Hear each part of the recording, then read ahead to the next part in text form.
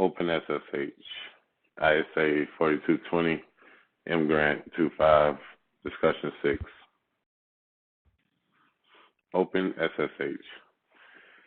Open SSH is a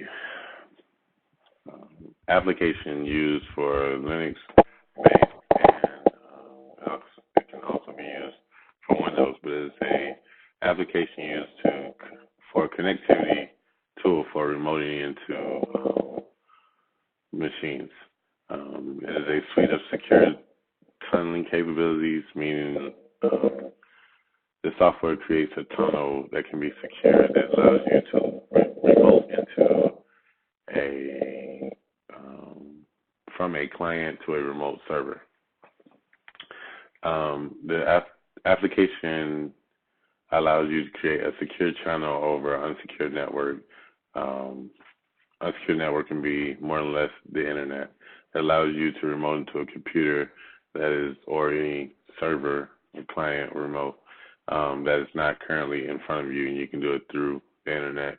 You can encrypt traffic, including passwords, which means that when you go to remote into a computer, if it has a login or if you need login credentials, it allows you to securely log into that machine without exposing your login credentials. The purpose is to eliminate the purpose is to eliminate eavesdropping. Eavesdropping is when a user sits in between you and the machine you're trying to log into and records all the data or traffic, meaning if you had to log into a system, they would get your username and password by watching you log into that system. SSH, Secure Shell, was created in 1995. SSH allows key authentication between hosts without a password. The keys are what allows you to basically unlock a machine or log into a machine without having to use your password. It creates a more secure environment where if somebody was eavesdropping, they wouldn't get your password, they would just get your key. It also allows you to use command line and graphical programs, transfer files, and even create private networks over the internet, aka VPNs. Transferring files is important if you have, for instance, you're moving files from one server to another, let's say a backup server at a cold site, or just you have a company that's sharing resources. It allows you to transfer files. That's extremely important. The types of keys that SSH uses are symmetrical keys, meaning there's the same key on the other side, and it works when you pair the keys up. Asymmetrical, on the other hand, uses a private key and a public key.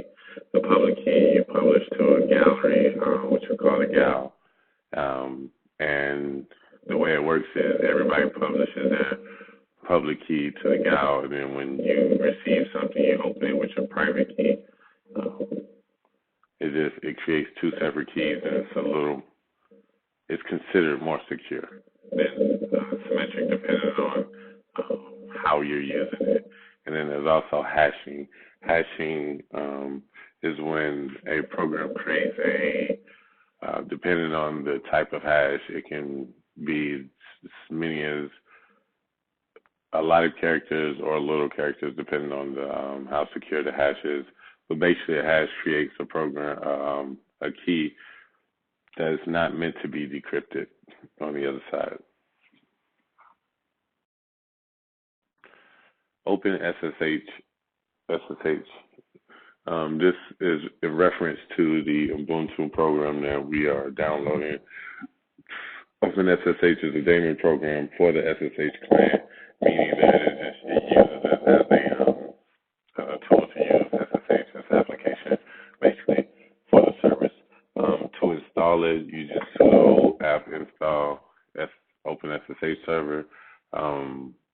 Of course, make sure you update sudo apt update prior to installation. In order to configure SSH, you use the SSH/SSHD_config. That's the config file that allows you to go in and write, whether it be changing ports or changing any hardening techniques that you would want to add to your configuration. To check the status is just as SSH. SSH is used primarily on Linux and Mac-based systems. It usually comes installed depending on configuration out of the box. For this instance, we have to download and install it and configure it. Another important key is that on the Windows-based machines, PuTTY is the program that allows you to do SSH. PuTTY is a command line program that Windows use. It almost mirrors the command lines for Linux, with a few subtle differences. A couple words are spelled differently, but primarily you can use the same program, Linux-based programs with it. Hardening techniques for SSH includes changing the original TCP port from 22 to 2222. It's just how we use, and it's more secure port. In order to make it even more secure, you would use a random port and assign that to it. Another way to harden SSH is to configure your router to accept traffic on non-standard ports, meaning when SSH traffic comes to the router, you can make sure that it routes differently, not through the normal chain. This allows just a little confusion if somebody is looking into it and they don't know exactly the routes for the way the traffic is being routed through the router.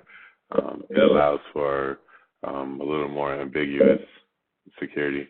Also, you can take X11 forwarding off, ignore our host requests, use DNS, which SSH usually asks for the host name of a machine to make it a little more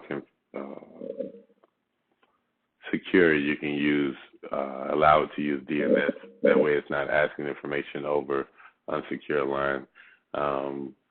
And you can clear empty passwords, meaning if someone wants to SSH into a machine, they must know the password. This is helpful because a lot of security features, if a person is allowed to get past the firewall and all of these things, one of the things that are left blank are passwords. So actually enabling a password on a system is very important because a lot of systems are completely useless once they get past the password.